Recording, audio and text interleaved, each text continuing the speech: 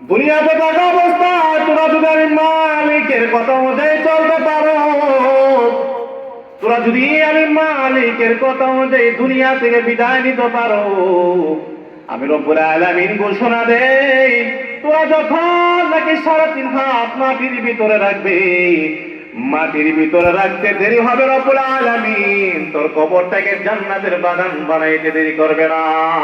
সুবহানাল্লাহ বলেন। সুবহানাল্লাহ বলতে কষ্ট হয় নাকি? সুবহানাল্লাহর কুদরত আপনি বলেন তো ভাই। আচ্ছা,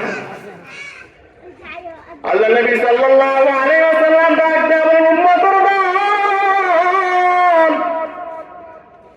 জমিনে থাকা অবস্থায় কে যদি একবার আল্লাহু আকবার আওয়াজ দেয়, জমিনে থাকা অবস্থায় কে যদি একবার সুবহানাল্লাহ আওয়াজ দেয়, আল্লাহ রাব্বুল আলামিন জানিয়ে দেন জান্নাতে ওই বান্দার জন্য একটা গাছ লাগাইয়া দেন। এই গাছটা কত বড় জানোনি? মরুভূমিতে দ্রুতগামী ঘোড়া যদি একদিন নয়, দুদিন নয়, একটা 500 বছর পর্যন্ত দৌড়ায়, তারপরও ওই গাছের ছায়া শেষ হবে না। আল্লাহ নবী সাল্লাল্লাহু আলাইহি ওয়াসাল্লাম ডাকতেন, উম্মতের দল, জমিনে থাকা অবস্থায় যে বান্দাকে একবার আলহামদুলিল্লাহ আওয়াজ দেয়, একবার আল্লাহু আকবার আওয়াজ দেয়, ওই আরশের পাশে একটা পিলার আছে, পিলার, যে পিলারটা নাকি আল্লাহু আকবার আওয়াজ শোনার পর লাফাইতেই থাকে। এমনি আমার রব্বুল আলামিন ডাক দেয়া বলে, পিলার তুমি কেন লাফাও? এমনি ওই পিলারের জবান খুলে যায়, পিলার ডাক দেয়া বলে, রে মালিক, ওই যে পিজারটা পুরে দেখো, তোমার বান্দারা তুমি মালিকের নামে আল্লাহ আল্লাহ জিকির আদায় করে, আল্লাহ রাব্বুল আলামিন তোমার বান্দারা তোমার জিকির করে। এমনি আল্লাহ রাব্বুল আলামিন ডাক দেয়া বলে, রে পিলার ওই বান্দারা আমাকে দেখছে কিনা? এমনি পিলার ডাক দেয়া বলে, মালিক তোমার বান্দারা তোমাকে দেখে নাই, কিন্তু তোমার বন্ধুর মুখে তোমার নাম শুনলো, তোমার নাম শোনার পরে তোমার বান্দারা তোমার নামে জিকির আদায় করে। এমনি আল্লাহ রাব্বুল আলামিন ডাক দেয়া বলে, পিলার সাক্ষী থাক, জমিনে থাকা অবস্থায় যে বান্দারাকে আমি রব্বুল আলামিনের নামে জিকির আদায় করে, আমি রব্বুল আলামিন ঘোষণা দিলাম তার জীবনের সমস্ত গুনাহ মাফ কইরা দিলাম। সুবহানাল্লাহ বলেন। এর মানে বোঝা গেল সুবহানাল্লাহ ফজিলত আছে না বলেন? এই জন্য আমাদের ঈমানকে শক্ত করতে হবে। কি করতে হবে? এই ঈমান নিয়ে আমাদেরকে দুনিয়া থেকে যেতে হবে। যদি আমরা ঈমান নিয়ে দুনিয়া থেকে না যেতে পারি, তাহলে কবর অবস্থা কেমন হবে বলেন? কবর কি সাধারণ একটা জায়গা? সাধারণ জায়গা না, না। আমরা দেখতেছি মাত্র কি 3.5 হাত মাটি আমরা কবর করলাম, মাটিতে খনন করলাম, কিন্তু রাখলাম। বিষয়টা কেমন না, এত ভয়াবহ কবর।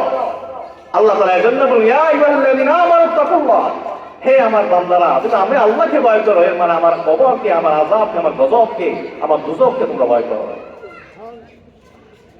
আমরা যদি আজকে আল্লাহ তাআলা এই দুজকের কথা চিন্তা করতাম, তাহলে আমরা কি আজকে একটু গুনাহ করতাম বলে? না, আমরা আজকে দুজকের কথা চিন্তা করি না বিধায় আজকে আমরা একটু গুনাহ করতেছি। অথচ ফিরআউনের স্ত্রী আসিয়া যে সময় নাকি চতুর্দিকে শুধু ইহুদি আর ইহুদি, তখন আল্লাহ তাআলাকে স্মরণ করে। সুবহানাল্লাহ বলেন। আসিয়া নাকি ফিরআউনের স্ত্রী আসিয়া ঘরের মধ্যে লুকায় একটা রুমের মধ্যে আল্লাহ আল্লাহ জিকির আদায় করে। এমন সময় ফিরআউন দরজার পাশ দিয়ে হাইটা যায়, ডাক দেয়া বলে, রে আসিয়া কার নামে জিকির আদায় করো? আসিয়া ডাক দেয়া বলে, যে মালিক দুনিয়াটা বানাইছে, যে মালিক তুমি ফিরআউনকে বানাইলো, যে মালিক তামাম পৃথিবী সৃষ্টি করলো, যে মালিক তোকে বানাইছে, আমি আসিয়াকে বানাইলো, ওই মালিকের জিকির আদায় করি। এমনি ফিরআউন ডাক দেয়া বলে, আসিয়া মিশরের সমস্ত মানুষ আমাকে খোদা বলে করে, ওরে আসিয়া কেমনে আমি ফেরাউনকে খোদা না মনে করি না তুই আরেকজনের ইবাদত করস। এমনি আসিয়াকে যখন নাকি ফেরাউন ফাঁসির আদেশ দিয়া দেয়, এলাকার মানুষ আমার আজব কাহিনী শুনে দেখা চলল পাগল। দুনিয়াতে তাকাইয়া দেখেন একটা আজব কাহিনী শুনলে মানুষ হুমড়ি খাইয়া পড়ে, ঠিক না? কিছুদিন আগে দেখেন নাই কক্সবাজার বলতেছে 7 নম্বর বিপদ সংখ্যা সাবধান, কেউ কক্সবাজার যাবে না। কিন্তু বাঙালি এত চালাক, না করার পরও কক্সবাজার দেখছে ওই গুণিত দেখার জন্য, ঠিক না? বাঙালি বলছে সাবধান বিপদ সংখ্যা চলতেছে, কক্সবাজার যাওয়া যাবে না। কিন্তু বাঙালির বিপদটা দেখার লাগে কক্সবাজার গিয়ে বয়ে গেছে। মানে আশ্চর্য ঘটনা দেখতো, কি দেখতো? আশ্চর্যজনক ঘটনা দেখতো। মিশরের মানুষ অবাক হয়ে গেল, কিরে খোদার বউকে ফাঁসি দিবে, এটা তো দেখতেই হয়। আসিয়াকে যখন হাতে মারছি লাগাইয়া ফাঁসির মশার দিকে নিয়ে যায়, এমনি জমানা সবচেয়ে বড় নবী মুসা আলাইহিস সালামকে সামনে পেল। এমনি মুসাকে ডাক দেয়া বলে, মুসা আমাকে ফেরাউন ফাঁসি দিয়া দিবে। আরে মুসা বলো না আমার রব আমার উপর খুশি কিনা। এমনি মুসা আলাইহিস সালাম ডাক দেয়া বলে, আসিয়া আমার রব্বুল আলামিন তুমি আসিয়ার উপরে খুশি। আল্লাহ রব্বুল আলামিন জানিয়ে দেন তুমি ফাঁসির মঞ্চে যাইতে দেরি, আল্লাহ তাআলা তোমার কবরটাকে জান্নাতের বাগান বানাইতে দেরি নাই। এমনি আসিয়া আল্লাহ তাআলার কাছে দরখাস্ত করতে বলে, ও আসমানের মালিক রব্বুল আলামিন তোমার কাছে একটা দরখাস্ত করবে মালিক, আমি আসিয়া যখন নাকি দুনিয়া থেকে বিদায় নিয়ে নিব, রব্বুল আলামিন জান্নাতে তোমার পাশে আমার একটা ঘর বানিয়ে দিয়ে। সুবহানাল্লাহ বলেন। মালিক তুমি জান্নাতে,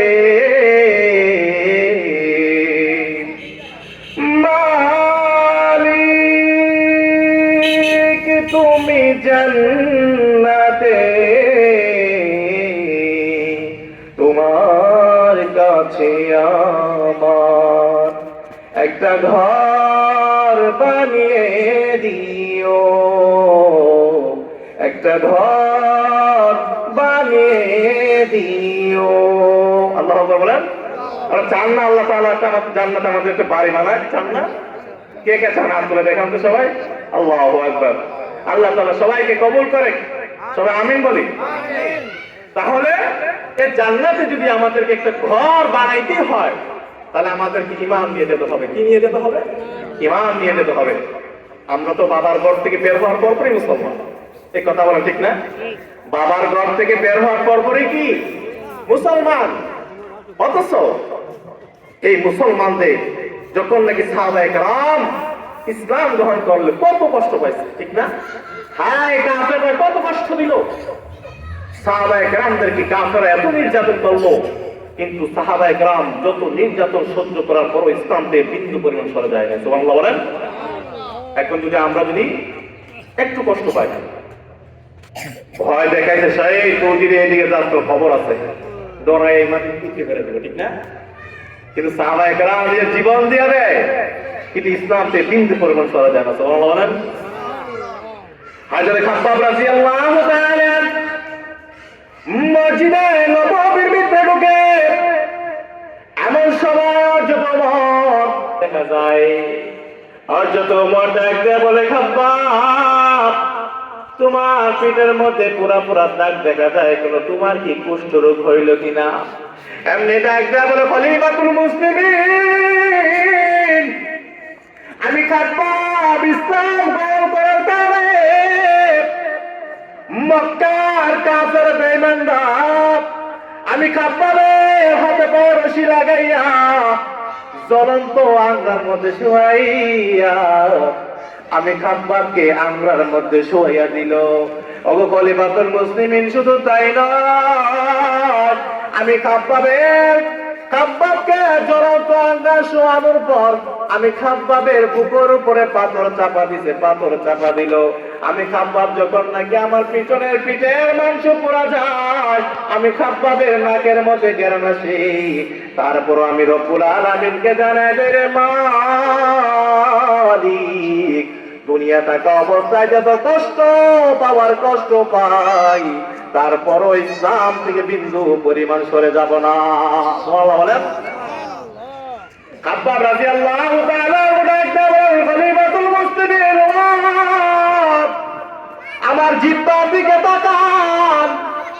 জিহ্বার দিকে তাকানোর পর দেখে জিহ্বার মানে মোটা একটু টুকরা দেখা যায়।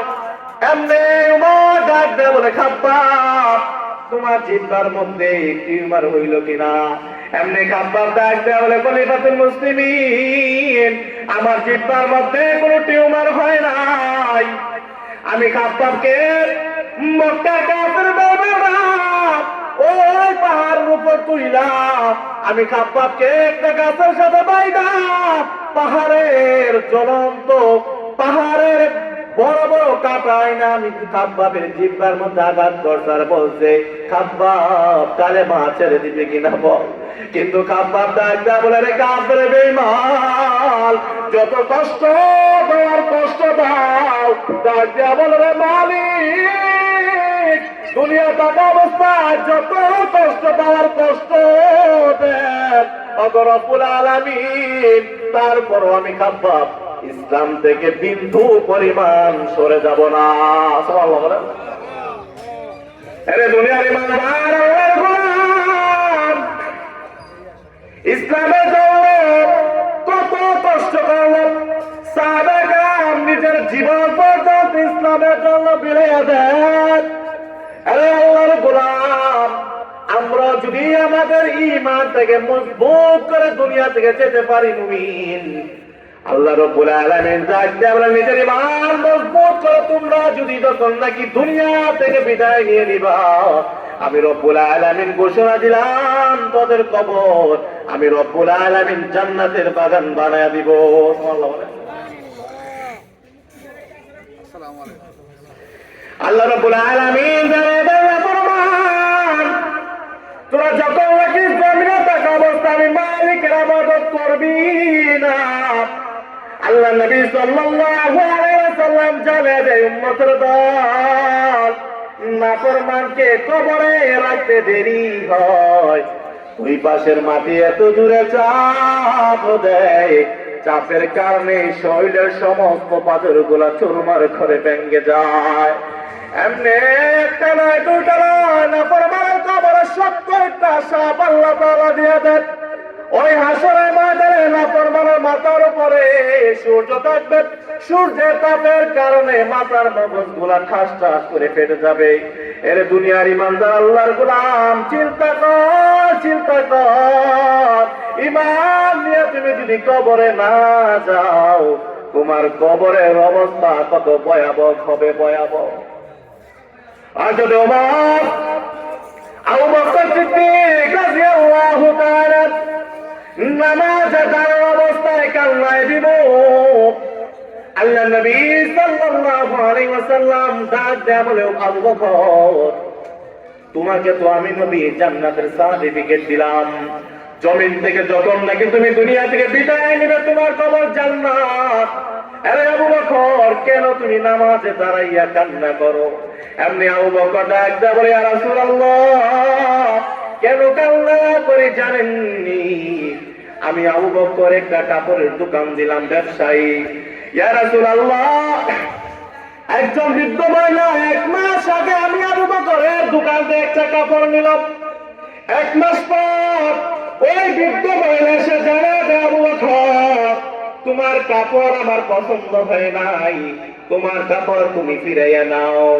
আবু বকর ডাক দেয়, ইয়া রাসূলুল্লাহ, ওই হাসরের ময়দানে আল্লাহ রাব্বুল আলামিন ডাক দেন, আবু বকর, তোমার আমল পছন্দ হয় নাই, তোমার নামাজ পছন্দ হয় নাই, তোমার রোজা পছন্দ হয় নাই, তোমার যাকাত পছন্দ হয় নাই। আবু বকর ডাকো, ইয়া রাসূলুল্লাহ, তখন আমি আবু বকরের উপায় নাই, আমি আবু বকর তো জাহান্নামের আসামি হয়ে যাব।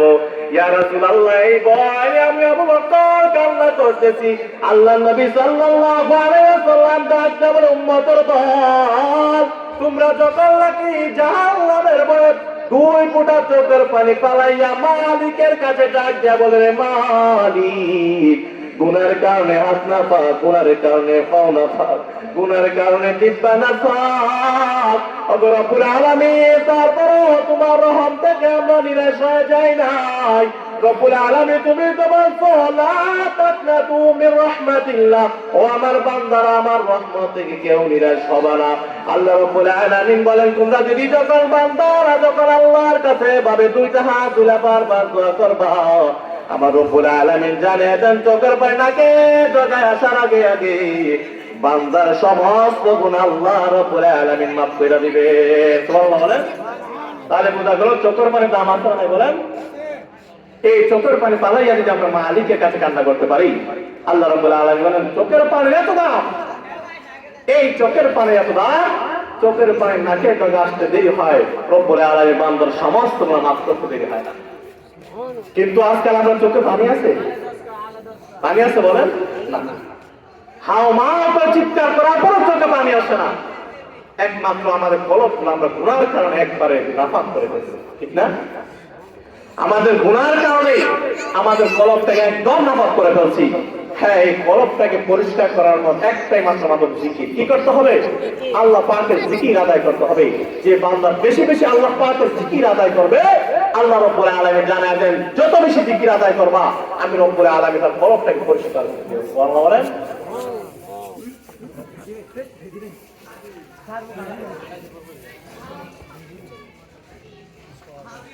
আদায় করলে কি করবে? আমাদের কলব পরিষ্কার হয়ে যাবে। সুবহানাল্লাহ বলেন না?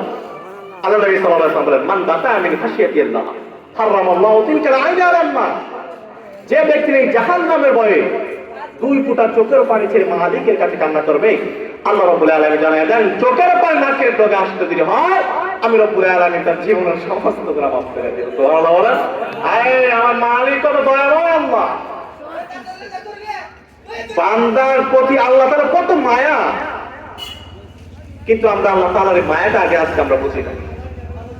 আমি আপনি যদি মালিকের কাছে চোখের পানি চাই না, মালিকের কান্না করি না, আল্লাহ রাব্বুল আলামিন ওই শেষ রাতে শেষ আসমানে প্রথম আসমানে এসে বলেন, কে আছো আমার কাছে চাও, আমি রব্বুল আলামিন সব দিয়ে দিব। কিন্তু কত বড় নাফরমান বান্দা ওই শেষ রাতে মালিককে ডাকে না, নাক দেখে ঘুমায়, ঠিক না? ওই সময় অনেক বান্দা আছে যারা নাকি মোবাইল টিপে। হায়, একটা আবার চিন্তা করে না বান্দারে, এই মোবাইল টিপা অবস্থায় তুমি যদি গুনাহ করা অবস্থায় যদি দুনিয়া থেকে বিদায় নাও, চিন্তা করেন তো অবস্থাটা কেমন হবে? জাহান্নাম ছাড়া কোনো উপায় আছে? নাই। এই জাহান্নাম এমনি এমনি কিন্তু হয়ে যায় না। এই জাহান্নাম ওই আসরের ময়দানে চিৎকার করে বলবে, মালিক জাহান্নামীকে আমার কাছে দাও। কার কাছে দাও? আমার কাছে দাও। ওই হাসরের ময়দানে জাহান্নাম চিৎকার করে ডাকবে, বলবে, মালিক যত নাফরমান আছে আমি জাহান্নামের বুকে দেন। জাহান্নামীকে নেওয়ার জন্য জাহান্নাম জানগণ দৌড়াইয়া গাই আসে। ফেরেশতারা ডাক দিয়া মা বলবে, মালিক জাহান্নামকে ধরে রাখা যায় না। আল্লাহ রাব্বুল আলামিন ডাক দেয়, ফেরেশতার দল জাহান্নামকে শিকল লাগায় ধরো, কিন্তু জাহান্নামকে শিকল লাগাইয়া ধরা যাবে না। একজন নয়, দুইজন নয়, ৭০,০০০ ফেরেশতারা মিলে যখন জাহান্নামকে ধরে রাখবে, কিন্তু জাহান্নাম চিৎকার করে ডাক দিয়ে বলবে, রে মালিক জাহান্নামীকে আমার বুকের ভিতরে দেন। কিন্তু জাহান্নামী জাহান্নামকে যখন ফেরেশতা ধরে রাখতে পারবে না, এমনি আল্লাহ রাব্বুল আলামিন জাহান্নামকে থামানোর জন্য এক গ্লাস পানি দিবেন। পানি আল্লাহ রাব্বুল আলামিন এক গ্লাস পানি দেওয়ার পর বলবে, জিবরাইল ওই পানি ওই পানিগুলা জাহান্নামের উপর ছিটায় দাও। জাহান্নামের উপর পানি ছিটানোর পর জাহান্নাম চিৎকার করে পিছনের দিকে চলে যাবে। জিব্রাইল ডাক দেয়া বলে, ইয়া রাসূলুল্লাহ, জিব্রাইল ডাক দেয়া বলে, মালিক কি পানি দিলেন, জাহান্নামে তো চিৎকার করে পিছনে চলে যায়। আল্লাহ রাব্বুল আলামিনকে ডাক দেয়া বলবে, গো মালিক, এটা কি জমজমের পানি নাকি কাউসারের পানি? আল্লাহ রাব্বুল আলামিন ডাক দেয়া, জিব্রাইল, এটা জমজমের পানিও না, এটা কাউসারের পানিও না, এটা আমার গুনাহগার উম্মতের চোখের পানি। যে বান্দারা নাকি গভীর রাতে এই শীতের সময় কনকনে শীতের মাঝে আরামের ঘুমটাকে আরাম করিয়া যে বান্দারা আমি মালিকের কাছে দুইটা হাত তুইলা দোয়া করছে, রে মালিক, জীবনের যত গুনাহ করলাম সব গুনাহ তুমি মাফ করে দেয়। এভাবে আল্লাহ রাব্বুল আলামিনের কাছে যখন বান্দা মাফ করে কান্না করে দোয়া করলো, ওই যে বান্দা চোখের পানি পালাইয়া কাঁদছে, আমি রব্বুল আলামিন কিন্তু ওই চোখের পানি বিটা দেই নাই, আমি রব্বুল আলামিন চোখের পানি করে এক জায়গায় জমা করলাম, ওই চোখের পানি আজ দিয়ে দিলাম, যে চোখের পানির কারণে জাহান্নাম চিৎকার করে পিছনে দিয়ে দৌড়াইতে চলে গেল। এর মানে বোঝা গেল আল্লাহ তাআলার কাছে দুজক থেকে মাপ চাইতে হলে আমাদের চোখের পানি লাগবে। কি লাগবে? চোখের পানি লাগবে। চোখের পানির এত দাম, চোখের পানির এত দাম, চোখের পানি যখন নাকি নাকের কাছে আসবে, রব্বুল আলামিন ঘোষণা দেয়, তোর মন যদি পরিষ্কার হয়, আমি রব্বুল আলামিন ঘোষণা দিলাম, তোর কবর জান্নাতের বাগান হয়ে যাবে। সুবহানাল্লাহ বলেন। কিন্তু আমরা কি আজকাল করি বলেন? না, না আছে নবীর প্রেম, না আছে চোখের পানি। আছে নবীর প্রেম আছে বলেন? আজকাল যে নাস্তিক মোর্দাদের যখন আমার নবীকে গালি দেয় বাঙালি ভাষা, ঠিক না? আজকাল নবীর বিরুদ্ধে কথা বললে আমরা কি কথা বলি? আমাদের ভিতরে ঘৃণাটা পর্যন্ত আসে না, অথচ এই নবী উম্মতের জন্য ওই হাসরের ময়দানে সেজদায় করে কান্না করবে, উম্মতি উম্মতি বলে কান্না করবে। সমস্ত নবীরা যখন নাকি বলবে, না আমার পক্ষে সম্ভব না, আজকে নিজের বাসায় নিজে কিভাবে বাঁচবে চিন্তায় আমি বিভোর হয়ে আছি, সমস্ত নবীরা যখন নাকি সমস্ত উম্মতদেরকে ফিরিয়ে দিবে, সমস্ত নবীরা যখন উম্মত ফিরিয়ে দিবে, সমস্ত উম্মতরা হায় হায় বলতে থাকবে, কার কাছে গেলে আজকে নাজাত পাবো? সবাই ঈসা আলাইহিস সালাতু ওয়াস সালামের কাছে যাবে।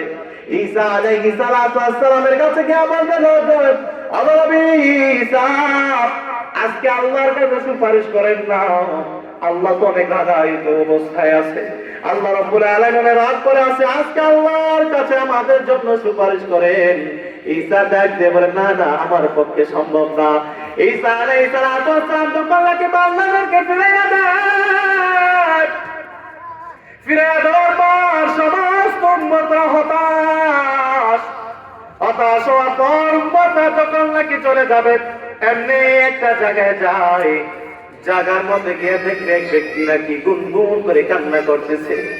আইরে, এভাবে একটা প্যান্ডেল থাকবে, প্যান্ডেল, যে প্যান্ডেলের ভিতরে একজন মানুষ গুনগুন করে কান্না করে। কে সে মানুষ? এই গুনগুন করে কার জন্য কান্না করে? এমনি গিয়ে দেখবে উনি তো সাধারণ মানুষ না, উনি জমানার শ্রেষ্ঠ পয়গম্বর, উনি অতল শ্রেষ্ঠ রাসূল, যাকে না বানাইলে আমার আল্লাহ সুন্দর করে দুনিয়া বানাইতেন না। ওই মানুষটা গুনগুন করে কান্না করে। বান্দারা গিয়া দেখবে আমার আপনার নবী মুহাম্মদুর রাসূলুল্লাহ সাল্লাল্লাহু আলাইহি ওয়াসাল্লাম নিজের জন্য কান্না করে না, সিজদার মধ্যে পয়রা কাঁদতেছে, রব্বি হাবলি উম্মতি, রব্বি হাবলি উম্মতি, আয় আল্লাহ আমার উম্মতদেরকে মাফ কইরা দেন। সমস্ত নবীরা যখন নাকি উম্মতকে ফিরাইয়া দেন, কিন্তু আমার আপনার নবী নিজের জন্য দোয়া করে না। আমার আপনার নবী মুহাম্মদুর রাসূলুল্লাহ সাল্লাল্লাহু আলাইহি ওয়াসাল্লাম সিজদার মধ্যে আমার আপনার জন্য কান্না করে। সুবহানাল্লাহ বলেন। এমনি আল্লাহ নবী সিজদায় কান্না করে বলতেছে, মালিক আমার একটা উম্মত জান্নাতে না যাওয়া পর্যন্ত আমি নবী জান্নাতে যাব না। আয় কত মায়া নবী, সুবহানাল্লাহ বলেন না। সমস্ত উম্মতদেরকে আল্লাহ নবী সুপারিশ করে জান্নাতে যাওয়ার জন্য, কিন্তু রব্বুল আলামিনের বন্ধু মুহাম্মদুর রাসূলুল্লাহ